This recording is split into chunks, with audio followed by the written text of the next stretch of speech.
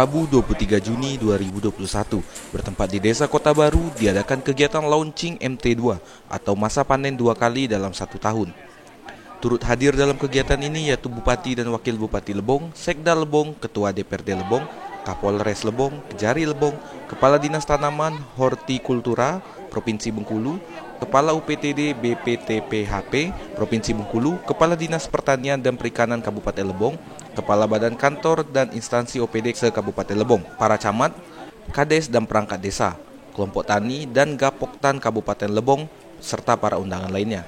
Semoga kedepannya dengan dilaksanakan tanam perdana ini dapat menjadi semangat dan contoh bagi masyarakat petani Lebong sehingga dapat melaksanakan tanam 2 kali setahun demi tercapainya masyarakat Lebong yang bahagia dan sejahtera. Dalam kesempatan ini, Bupati Lebong menegaskan kepada masyarakat bahwa sektor pertanian masih merupakan salah satu sektor yang menjadi prioritas pembangunan Kabupaten Lebong.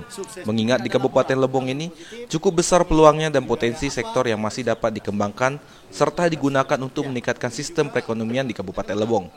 Kegiatan ini dibantu oleh tim kelompok wanita serta PKK yang dimana mereka menjadi peran penting dalam memajukan dan mensukseskan program tanam padi 2 kali dalam setahun atau MT2 ini.